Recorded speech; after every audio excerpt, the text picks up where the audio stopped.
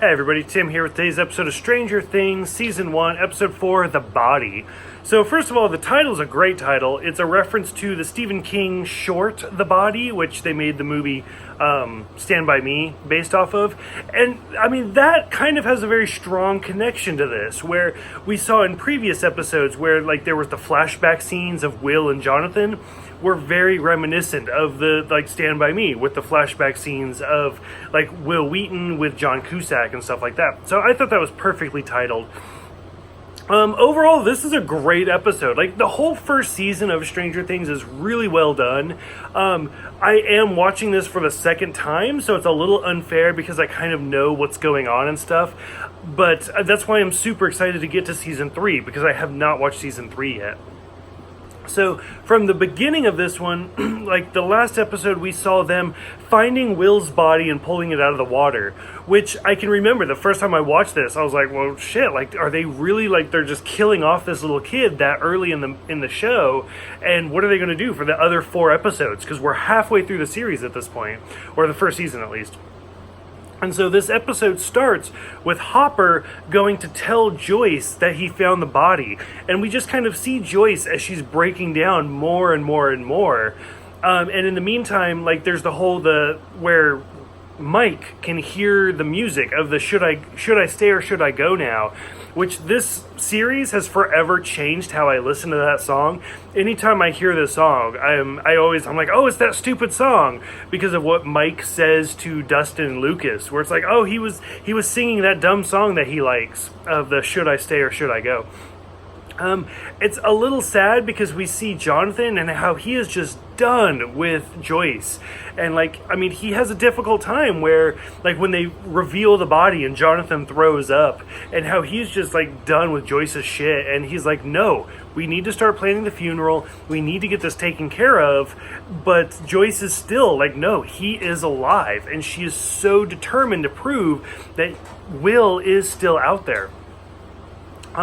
We see Steve and Nancy and how their relationship is starting to break down, and they're starting to argue about Barb. And, like, Steve is like, well, go ahead and tell the cops, but just don't tell them we were drinking, and don't do this and don't do that. And Nancy's like, somebody is missing. Like, this is far beyond, like, you getting in trouble for having a party. Like, Barb could be and is dead, and you're worried about, like, that we were drinking and having a good time? This is the episode that introduces 11 in the wig and the dress. And, I mean, it's a nice scene where she walks out, and even Dustin's like, wow. And Mike is like, you look pretty. And then, like, there's the awkward pause. Like, did he just compliment a girl? It's like, oh, no, you look pretty good. You look okay, whatever. And then they go on from there.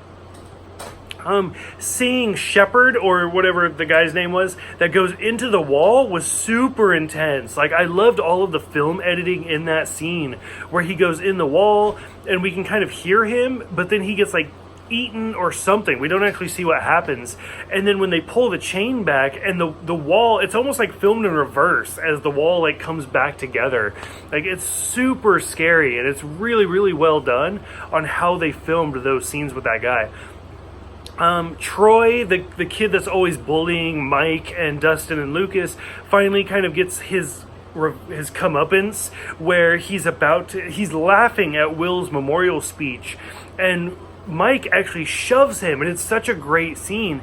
And before he can do anything, 11 freezes him with her, like, telekinetic powers, and he just pees himself. And it's so well done to just kind of see what's going on with that bully type relationship. And you can't help but kind of root for the boys and how they're finally starting to overpower the bully.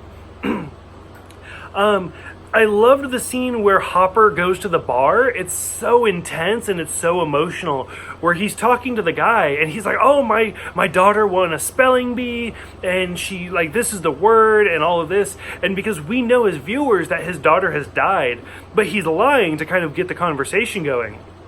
And the guy that he's talking to is actually engaging. And it's like, well, what's her name? And it immediately takes Hopper out of the moment, where he's like, what? To just kind of bring it more real, and he has to, like, power through this conversation. And we realize he's talking to the guy that found Will's body, and that it was his job to keep everybody away from it. So again, Hopper's like, there's something going on here. I mean, first there was the videos where there was no rain, and now like this guy that found Will's body like just magically came upon it in the middle of nowhere and wasn't allowed to have anybody come near it. So there's something going on. We have the very intense scene where Joyce is like can hear Will through the wall, and she like rips off the wallpaper, and it's almost like translucent, and you can see into that dimension, and she can see Will, and she's like, just run, honey, just run away. And because something is after this poor boy, but he's clearly still alive. And it's a really well done scene where the wall just starts closing in. And like we're halfway through the season, and this is kind of the climax where things are getting super intense, and it's this really strong buildup. Finally, Hopper goes into the morgue to kind of find out what's going on. And it's an intense scene where he pulls out the body, and we see the body of Will, and immediately we're just like disgusted. We're like, oh, like, why are you looking at this dead boy? And then he pulls out his pocket knife and he starts cutting into him. And then you realize that it's not actually Will, it's a rubber body, and he's pulling out cotton. And that the Institute like staged this whole thing to just cover up Will's death, because he's not actually dead. He is alive, and he's out there somewhere. And so we kind of get this new surgence from Hopper that like, no, I need to get this case solved, and I need to figure this out. We have a little bit of Nancy and Jonathan in the red room kind of developing pictures and seeing the man with no face hidden in the background.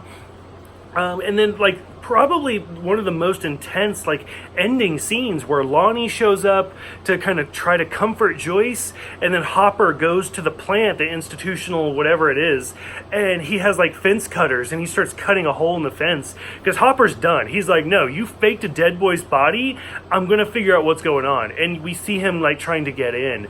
Overall, this was a super intense episode. I really liked it. I thought it was really well done, acting-wise, directing-wise, story-wise. Again, like, if I'm trying to remember what it was like the first time I watched this, but especially the scene where Hopper's cutting into Will, and you realize that it's a fake body. Overall, this is why I love this show. Like, I think this is one of the perfect episodes to show somebody, and it was super, super excellent. For those who have seen this one, what did you guys think about being at that halfway point? Go ahead, let me know. Thank you guys for everything, and I will see you guys next time for The Flea and the Acrobat.